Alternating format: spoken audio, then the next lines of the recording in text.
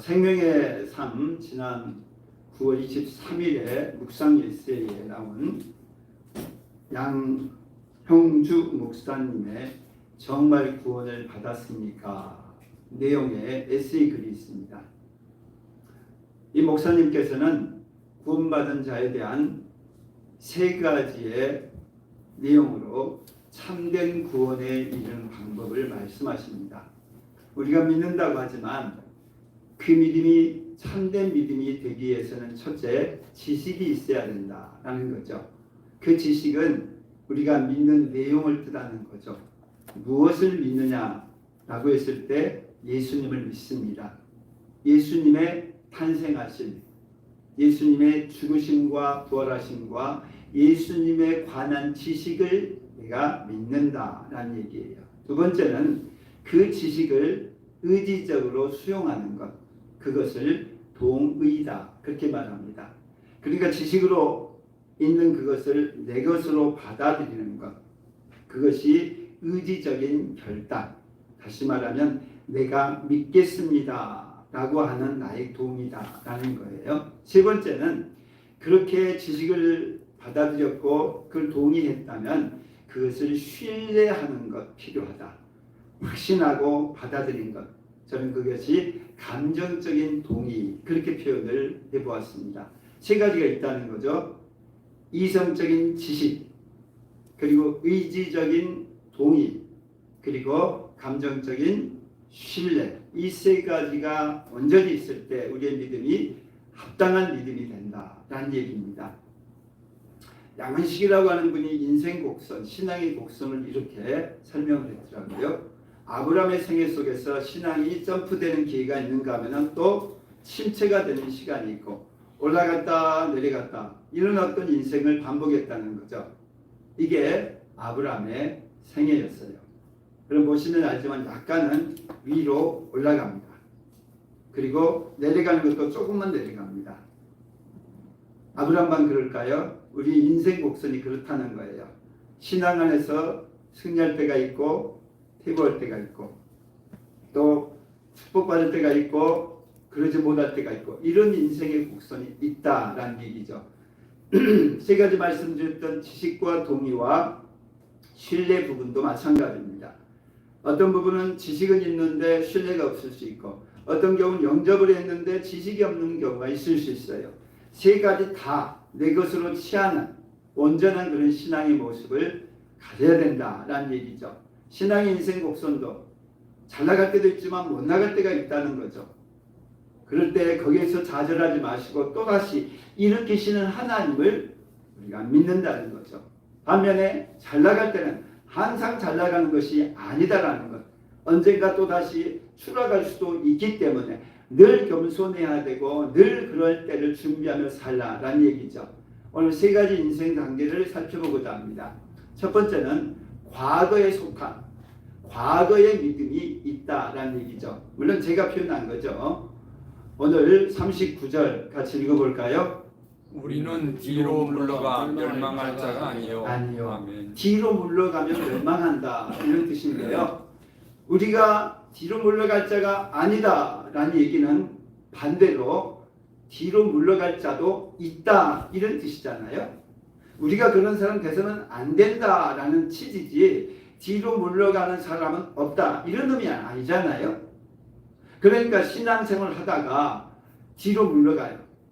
다시 말하면 과거 속에 묶여있고 과거 속에 헤어나오지 못한 사람, 이런 사람을 과거의 믿음을 갖는, 과거에 속한 사람 이렇게 표현할 수 있다는 거죠. 어떻습니까? 우리의 신앙이 과거에만 있습니까? 지난날에 내가 이렇게 신앙생활을 했는데 나 젊었을 때는 이랬는데 나 때는 말이야 이런 식의 이야기만 하고 있습니까? 그게 바로 과거에 속한 믿음인데 그 믿음은 멸망을 한대요. 아니 믿음이라는데 멸망할 수 있을까? 라는 질문을 할 수 있을 건데요. 그 대표적인 사람 그게 바로 사울왕입니다. 믿음이 퇴보를 하거나 믿음이 과거에만 머물러 있으면은 그냥 현상 유지하는 것이 아니라 퇴보하는 거고 퇴보하는 사람은 결국 멸망을 한다. 대표적인 케이스가 사울왕이에요. 사울왕은 이스라엘 백성들이 왕을 달라고 요청을 해서 제비 뽑아서 왕이 된 사람입니다. 그러니까 모든 백성들 안에 제비를 뽑았으니 얼마나 놀라운 방법이겠어요. 그리고 하나님이 사무엘을 통해서 왕으로 기름 부으셨죠. 그렇게 왕이 됐던 사람이 사울이었습니다. 그런데 사울은 왕이 된 것에 대해서 너무나 부담스러워 느꼈어요. 그래서 행구 사이에 숨어 있었어요. 그만큼 그는 자신이 없기도 했지만 겸손하기도 했었고 또 한편으로는 나약하기도 했었던 그런 사울이었어요. 그랬던 그 사울이 왕이 되었어요. 그리고 2년 만에 전쟁을 하게 됐는데 블레셋이 쳐들어오니까 약속했던 기한 7일이 지났음에도 사무엘이 오지 않아요. 그래서 8일째 되는 날, 약속했던 7일이 지나고 8일째 되는 날 자기가 제사를 드리는 행위를 하게 됩니다. 뭐 그거야 대수지 않느냐, 뭐 그럴 수도 있지 않겠냐, 더더군다나 약속을 지키지 않았으니 뭐 그럴 수도 있겠다라고 넘어갈지 몰라도 사무엘은 그것을 망령된 짓이다 이렇게 표현해요. 하나님의 제사장만이 하는, 하나님이 명하시는 그 법도를 넘어갔다는 거예요. 하나님이 정의해 주신 그 법을 넘어섰다는 거예요. 그래서 큰 것 아니잖아요. 나쁜 것 아니잖아요. 제사 드리는 일을 했는데 왕이 제사 드렸던 일 때문에 하나님이 그를 먼저 아니다라고 점을 찍습니다. 거기서 끝나면 좋으련만 그로부터 몇 년 후에 또다시 하나님이 명령을 내리십니다. 그것은 아멜렉이라고 하는 이 족속을 진멸하라는 명령을 내렸어요. 진멸은 남기지 말라는 거예요. 하나도 남기지 말고 없애라. 이것이 하나님의 명령이었어요. 그런데 사울은 좋은 것들을 삼겨옵니다. 그리고 이렇게 변명합니다. 당신 하나님 여호와께 제사를 지르려고 내가 가장 좋은 것을 남겨뒀다. 이렇게 말합니다.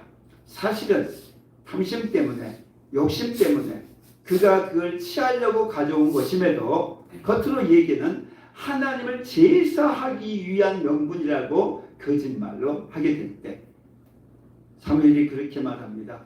왕이시여, 왕이 하나님을 그렇게 섬겼을 때 하나님이 당신을 왕으로 세우지 않았느냐고. 그런데 지금 왕이 하나님의 명령을 어긴 결과 하나님은 당신을 이스라엘 왕의 자리에서 폐위시켰다라고 선언을 해요. 자, 그런데 놀라운 일은요. 뭐 도표를 보시면 약간 사울의 나이가 부정확해서 뭐 60살이다 80살이다 그런 것이 좀 부정확해요. 그러나 중요한 것은 사울이 버림을 받고 나서 사울 대신에 기름을 받았던 자가 다윗이에요.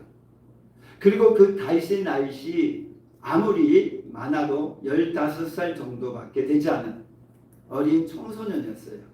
그리고 다윗은 기름 부음을 받고 나서 골리앗을 쳐부시고 군대 장관이 되고 나중에는 사울의 부마까지 되어서 왕자로 대우를 받다가 사울이 죽고 나서 왕위에 오르게 되죠. 그때가 나이 30살입니다.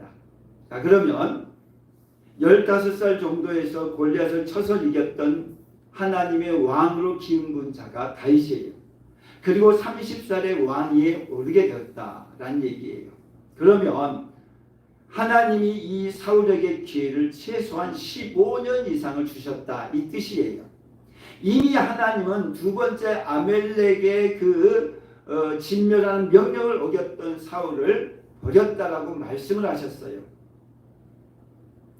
버렸음에도 불구하고 무려 15년 이상을, 저는 15년도 더 된다고 생각을 합니다만, 왜냐하면 그때는 다윗이 태어나지 않았을 때로 저는 그렇게 봐요. 근데 설령 다윗이 태어나서 15살 때 기름 부음을 받아서 30살까지 기다렸다 하더라도 최소한 15년을 기다려 주신 거예요. 왕위에 있고 한 번 왕위에 세웠고 한 번 그에게 기름 부음을 주셨다라면 하나님이 그를 버렸다고 선언하신 후에도 15년이라는 기회를 주신다는 거예요. 돌아올 수 있도록 기회를 주셨다 이거예요. 근데 어떻게 됩니까?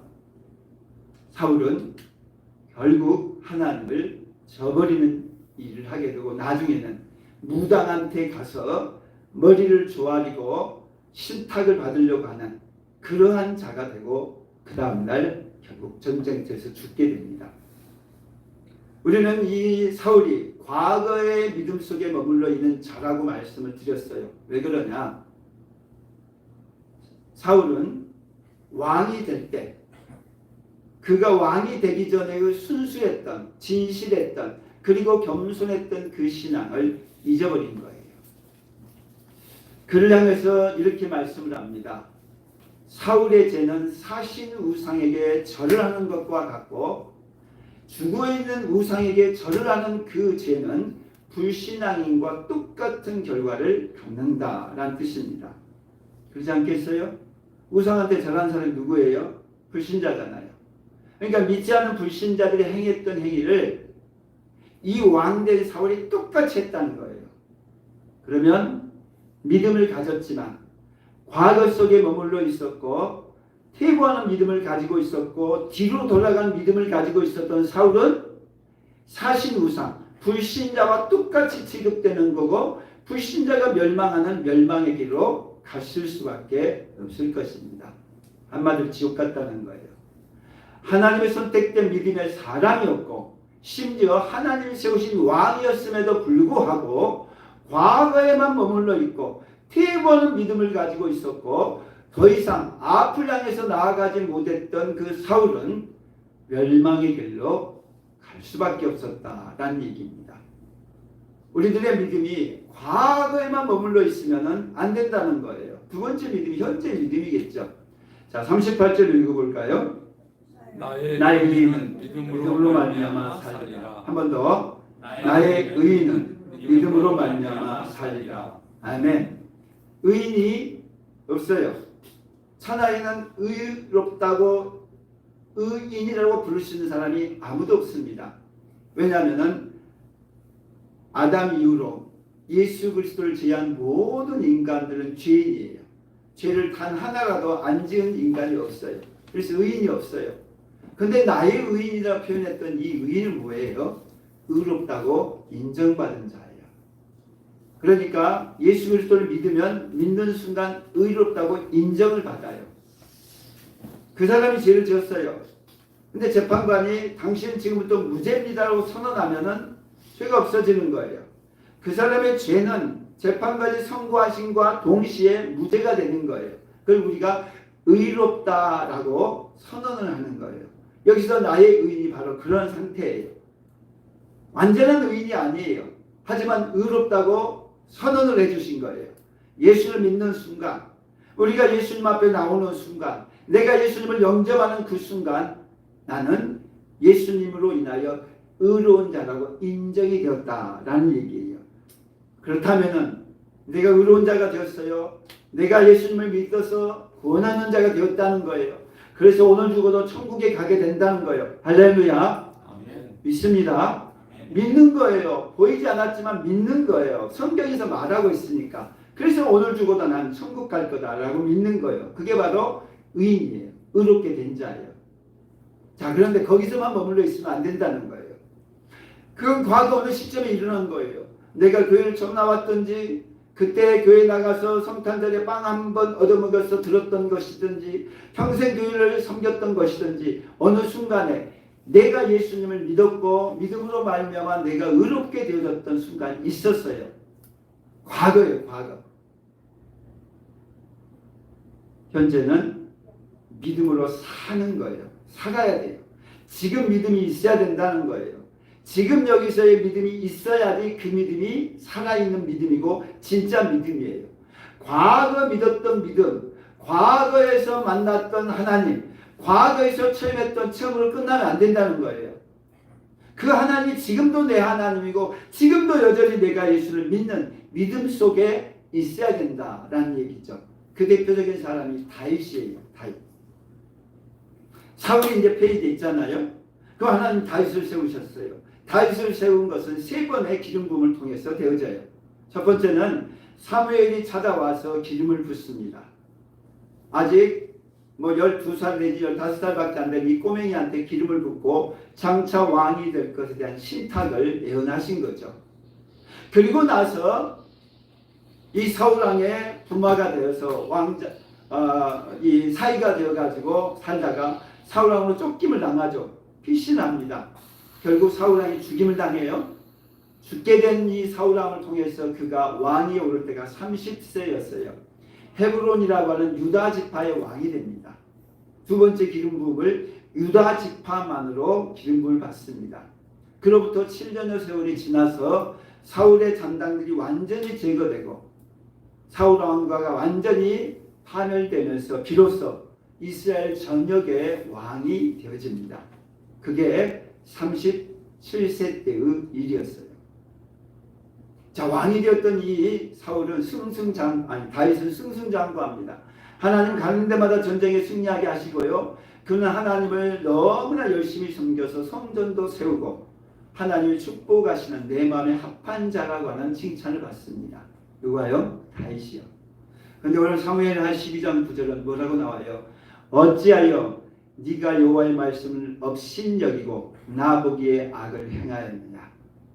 이 사건은 왕이 되었던 이 다윗이, 부유해졌던 이 다윗이, 잘 나갔던 다윗이, 이제 부강한 나라의 왕이 됐던 이 다윗이 어느 날 늦잠 자고 일어나서 목욕하는 여인을 보고 취해서 간음을 하게 됩니다. 근데 자기의 부하 우리아의 아내였던 거죠. 근데 임신했다는 소식을 듣고 나서 이제 간음한 죄가 드러나죠. 왕도 간음하면 죽을 수 있죠. 그러기에 우리아를 전쟁터에서 죽여버립니다. 그리고서는 그 우리아의 아내를 자기의 아내로 취하는 일이 벌어졌어요. 근데 하나님은요, 그때도 기다려주세요. 그리고 1년 후에 그 불륜 관계 속에서 태어난, 그때는 불륜이었죠. 지금 불륜이 아니겠죠. 지금은 이제 결혼했으니까. 근데 불륜 속에 태어났던 그 아기가 죽어요. 그리고 그 죽었던 순간에, 병이 들었던 순간에 찾아온 사람이 나단이에요. 그리고 나단 선지자가 이 다윗에게 하는 얘기예요. 어찌하여 네가 여호와를 업신여겼고 여호와의 눈앞에서 이런 악을 저질렀느냐라고 지적을 해요. 왕 앞에. 그러자 왕이 변명하지 않고 또는 자기에게 싫은 소리 한다고 죽여버리지 않고 거기서 회개를 합니다. 내가 죄인이라고, 내가 죄를 지었노라고, 내 죄를 용서해달라고. 하나님 용서해 주셨을까요? 용서해 주셨을까요? 용서 안 해주셨을까요? 성경을 읽어보시기 바랍니다. 사무엘하 15장을 읽어보시기 바랍니다. 간음했어요. 그리고 그 간음을 은폐하기 위해서 부하 장수를 죽였어요. 근데 그것을 그냥 한 게 아니라 하나님의 사람, 하나님의 기름 부으신 종, 하나님이 함께 하신 다윗이 그 죄를 지었다는 거예요. 자기의 죄를 회개했던 이 다윗에게 나단 선지자는 하나님의 말씀을 이렇게 전합니다. 당신의 죄를 사해 주셨습니다. 우리가 죄를 지었을지라도 회개하는 자에게 사해 주신다는 거예요. 그게 하나님이시라는 거예요. 하지만은 그 형벌, 그 벌은 남겨둔다 해서 그 가정 안에 칼군이 떠나지 않을 것이고 동족 상잔의 비극이 일어날 것이고 그로 말미암아 원수의 조롱거리가 됐다라고 말씀을 해요. 회개하는 다윗의 죄를 용서하십니다. 그게 현재적인 믿음의 사람. 지금 믿음이 있는 사람은 죄를 지을 때 회개한다라는 얘기입니다. 어떻게 얘기를 합니까? 시편 51편은 이렇게 나옵니다. 죄 얼굴을 내 죄에서 돌이키시고 내 모든 죄악을 지워주소서. 시편 51편은 유명한 다윗의 시입니다. 다윗이 우리아의 아내를 범하고 나서 나단 선지자의 질책을 받고 나서 회개하는 회개 기도문입니다. 꼭 한번 보시기 바랍니다. 그리고 이렇게 말합니다. 주님의 성령을 내게서 떠나게 하지 마시라고. 또한 내가 상한 심령을 하나님께 간대 내 죄를 용서해 주려고 몸부림을 치면서 회개 기도를 합니다. 현재적인 믿음에 속한 사람들은 죄를 지었을 때 회개해야 되는 거예요. 변명해서는 안 되는 겁니다. 잘못했으면 잘못했다고 인정을 하고 하나님께 돌아서는 것. 그게 살아있는 지금 믿는 믿음의 사람인 거예요. 다윗도 실수할 수 있어요. 아니 그 누구라도 실수할 수 있어요. 예수를 믿는다고 완벽한 게 아니라는 거예요. 그러나 그럴 때 퉁치고 넘어가지 말고 모른 척 한다고 넘어가지 말고 주님이 내버려 두셨다고 지나가지 말고 15년을 기다려 주시면서 사울을 돌아오라고 회개를 촉구하신 것처럼 1년여 동안을 기다리면서 다윗에게 회개하라고 촉구하셨던 주님인 것처럼 우리는 변명하지 말고 주님 앞에 회개하며 돌아서야 할 것입니다. 그게 현재적인 믿음이에요. 지금 믿음 있는 사람은 죄를 둘 수 없다는 거예요. 죄지면 회개하는 거예요. 그리고 그것을 양심의 가책을 느끼고 신앙의 양심이 가만히 있지가 않아요. 반드시 그것을 토로하게 되어 있는 거예요. 그게 현재적인 믿음이에요. 자, 세 번째 믿음 39절 말씀 읽어볼까요? 오직 영혼을 구원함에 구원함에 이르는 믿음을 믿음을 가진 가진 자니라. 자니라. 오직 영혼을 구원함에 이르는 믿음. 아직 이루어지지 않았어요. 우리 영혼의 구원은 죽을 때 이루어지는 거예요. 그러니까 영혼을 구원하는 믿음, 그 미래적인 믿음이죠. 아직 이루어지지 않았어요.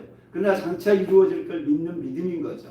그러니까 그 믿음은 이루어지기까지 그 믿음을 지켜가야 되는 거예요. 그래서 로마서 1장 17절 유명한 종교개혁의 모토가 내는 구절이죠. 나의 의는 믿음으로 말미암아 살리라 라고 하면서 그 다음에 나온 얘기가 믿음에서 믿음에 이른다라는 표현이 나와요. 믿음으로 산다는 뜻은 뭐냐면 믿음으로 의롭게 된다는 뜻은 뭐냐면 한 번 믿어서 의롭게 되었으니까 땡 구원받아서 천국 가 이게 아니라는 거예요. 그건 태어나는 순간과 같아요. 엄마 뱃속에서 응행하고 태어났을 때 믿음으로 의롭다 인정을 받았다는 겁니다. 그러면 말씀 따라 살아가야 되잖아요. 믿음을 지켜가야 되잖아요. 언제까지요? 천국 갈 때까지, 가나안에 들어갈 때까지, 우리가 주님 앞에 잘했다 칭찬 받을 때까지 가야 되는 거잖아요. 그게 믿음이라는 거예요. 믿음은 어느 순간 믿었다 끝나는 게 아니에요. 지난날은 열심히 믿었고 지금은 행위만 남아서 과거만 자랑하는 그게 아니라는 거예요. 나날이 더 믿음이 성장해 가야 되는 거예요. 아브라함처럼 올라갔다 내려갔다 하지만 끝까지 올라가서 마지막에 승리하는 믿음, 그게 미래의 믿음이고 승리하는 믿음이다라는 거예요. 그래서 사도 바울은 이렇게 말해요. 둯대를 향해서 그리스도 예수 안에서 하나님이 위에서 부르신 부름의 상을 위해서 달려가고 있는 거예요. 지금도 달려가요. 과거도 달려가요. 장차도 달려가요. 그래서 마지막 디모데후서에서는 뭐라고 합니까? 나의 달려갈 길 다 했다라고 말을 하는 거예요. 죽음의 순간에 이제 죽음을 앞두고 있을 때 이렇게 고백할 수 있어야 되는 거예요. 나는 달려갈 길 다 왔다고. 나는 한 번도 곁길로 가지 않았다고. 나는 한 번도 주님을 실족케 하는 일이 없었다라고 하는 것이에요. 한 번 예수님을 믿기로 했고 한 번 예수님 앞에 나오고 나서 한 번 주님을 믿기로 교회에 나오고 나서 다른 길로 가지 않았다는 거예요. 변명하고 핑계대면서 이런저런 이유로 믿음에 포기하지 않았다는 거예요. 끝까지 믿음으로 승리했다는 겁니다. 부름의 상을 쫓아서 나는 한 번도 다른 길로 가지 않았다 이 말입니다. 그런데 오늘날 한국교회가 왜 이렇습니까? 아니 남 탓할 게 아니라 내가 왜 이래요? 내가 왜 하나님의 말씀대로 살지 않고 매번마다 후회하고 회개하고 또 반성하고 또 똑같은 짓을 왜 하는 겁니까? 그것은 우리의 출발이 확실하지 않아서 그래요. 우리가 예수를 믿었을 때 화끈하게 확실하게 완전히 죽었다 살아나는 것 같은 그런 체험을 했더라면 우리가 이러지 않아요. 대표적인 사람이 사도 바울이죠. 다메섹 도상에서 말 타고 핍박하고 예수 믿는 사람들을 감옥에 가두기 위해서 가다가 갑자기 불빛이 나타나는 걸 보고 나서 길가에서 쓰러지고 맙니다.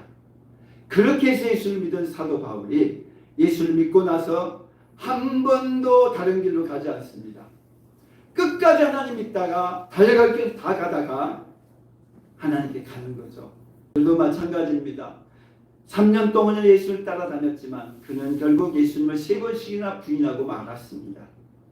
그리고 나서 부활하신 주님을 다시 만나고 난 다음에 그 베드로가 성령 받고 나서 다른 길로 갔다는 대목이 없어요. 그전에 베드로는 실수 많았어요. 그전에 베드로는 여러 가지로 흠이 많았어요. 그러나 그가 성령 받고 나서 다시는 세상 길로 가지 않아요. 그리고 뒤돌아보지 않아요. 이만 향해서 날아가고 앞을 향해서 날아가고 그리스도만을 위해서 달려가는 인생 되었다라는 얘기입니다. 말씀 마칩니다. 세 가지를 말씀드렸습니다. 믿음은 세 가지 차원이 있다. 과거가 있고 현재가 있고 미래가 있다 그랬습니다. 사울왕은 과거의 믿음 속에 머물러 있었던 사람이고 퇴보했던 사람이고 뒤로 돌아가 버렸던 사람이고 결국 멸망한 사람이 되었다. 왕일지라도 과거 한때 잘 나갔던 사람이라 할지라도 얼마든지 그럴 수가 있어요. 하나님 앞에 가보면 알지만 지난날 잘했다고 해서 유명하다고 해서 많은 일을 했다고 해서 마지막도 그렇게 된다는 보장이 없어요. 왜냐? 지금 현재 믿어야 하기 때문에. 현재 믿으려면 어떻게 해야 돼요? 지금 지은 죄를 회개해야 된단 말이죠. 도덕도덕 죄 짓고 나서 한국교회를 모든 사람들에게 손가락질 받게 해놓고 나서 내가 지난날 이렇게 했으니까 나 구원받을 거라고요? 천만의 말씀이에요. 하나님이 그렇게 속지 않으세요. 우리의 마음속까지 아신 하나님이 은밀한 것도 심판하신 하나님이 속으시다고요? 아니에요. 사울왕처럼 살려주실 뿐이지 이미 꽃이 끊어져 있으면 뿌리에서 끊어져 있으면 말라서 비틀어 죽는 날이 오는 거예요. 그걸 모르고 있는 거예요. 어떻게 알아요? 지금 여기서 회개하는 자는 살아있는 자고요. 지금 퉁치고 섬기고 은밀하게 모른 척하고 넘어가는 사람은 끝난 자예요. 자기만 모를 뿐이지 주변에 있는 사람이 알아요. 그리고 자기가 알 때는 이미 이제 끝난 날이 오는 거예요. 현재적인 믿음, 여기서 주님을 믿을 뿐만 아니라 날마다 죄가 있으면 회개하며 주님 앞에 나아가는 자예요. 미래의 믿음이 뭡니까? 구원 얻기까지, 주님 나라에 갈 때까지 믿음을 지키는 거예요. 사도들이 그랬어요. 아니 우리 신앙의 선진들이 그랬어요. 오늘 묵상했던 히브리서 11장에 나오는 그 많은 위인들이 그랬어요. 고난 속에 처했든지 응답받아 축복 속에 있었든지 그들은 한결같이 믿음을 지킨 자들이고 그 믿음으로 끝까지 승리했던 자들이다 라는 얘기예요. 1956년인가 정확한 연도가 기억이 안 나네요. 엘리엇과 4명의 젊은이들, 엘리엇은 만 29살이었어요. 에쿠아도르에 있는 아모정강 아우카족에게 경비행기를 타서 그들을 선교하기 위해서 갔습니다. 그 전부터 그들에게 물건을 떨어뜨리면서 접근을 했었고 그때도 이들에게 복음을 전하기 위해서 특별히 언어를 만들어주고 성경 번역하기 위해서 갔던 선교사들입니다. 그런데 이들을 안심시켰던 이 아우카족에 의해서 이 5사람이 모두 다 학살당하고 만 겁니다. 창에 찔리고 도끼에 맞아서 그 자리에 직사하고 만 거예요. 근데 나중에 그 현장에 찾아서 갔더니만 그들에겐 다 권총이 있었답니다. 권총이 있었음에도 권총을 쓰지 않고 아우카 부족에 의해서 살해당한 거예요. 그러자 신문에서 대대적으로 이 얼마나 엄청난 낭비인가. 이 젊은이들이 복음 한번 전하지 못하고 개의 죽음보다 못한 죽음을 당했다라는 측면에서 낭비, 허비 이렇게 말을 했어요. 그리고 기자 중에 한 사람이 엘리엇의 부인 20대 초반의 여성 이제 결혼해서 아이가 갓난 아이가 있는 이 아내에게 찾아와서 이게 얼마나 큰 낭비입니까? 라고 했을 때 그 젊은이가 이런 고백을 했다는 거예요. 무슨 소리를 하십니까? 우리 남편은 이게 꿈이었습니다. 지금까지 그는 이 순간을 위해서 준비했고 그 꿈을 실현한 것입니다.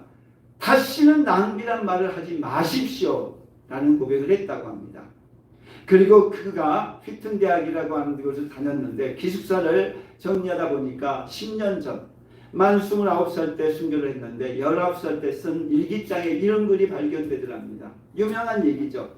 영혼을 위해서 사는 자가 영원하지 않는 일을 버릴 수 있는 것은 절대 바보가 아니다라는 글이었어요. 영원한 영생의 세계, 구원의 세계, 천국을 바라보는 자가 이 땅에 있어서의 것들을 포기하는 것, 그건 절대로 바보가 아니다라는 얘기를 했다는 겁니다. 말씀을 마칩니다. 아는 것만큼 보인다. 이 말에 대해서 보는 것만큼 안다. 또 반대 말을 하는 사람도 있어요. 둘 다 맞는 얘기죠. 근데 진리는 아니에요. 아는 것만큼 보이니까 모르는 것은 안 보인다 이 말이잖아요. 보는 것만큼 안다고 그랬으니까 보지 못하는 것은 모르는 거예요. 그 얘기는 인간이 한계가 많은 존재다라는 뜻이에요. 보지 못한 영역이 있고요. 알지 못한 영역이 있다는 거예요. 인간의 불완전성을 보여주는 겁니다. 그런데 믿음은 그러지 않아요. 믿음 보지 못한 거잖아요. 인류 창조 본 사람이 아무도 없어요. 그러면 우리는 인류 창조를 믿어요. 정말 아무도 본 사람이 없어요. 그러면 우리는 믿어요. 그래서 믿음은 보이지 않는 것을 보여지는 것처럼 믿는 것이고 아직 이루어지지 않았지만 그 약속을 이루어질 것으로 신뢰하는 자예요.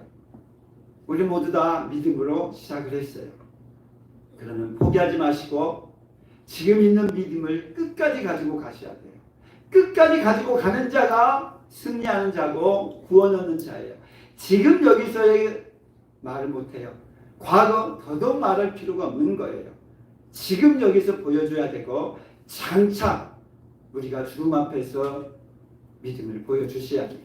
이런 믿음의 사람, 구원 얻는 사람 되기를 축원합니다. 아멘. 축원합니다. 아멘. 또 하겠습니다.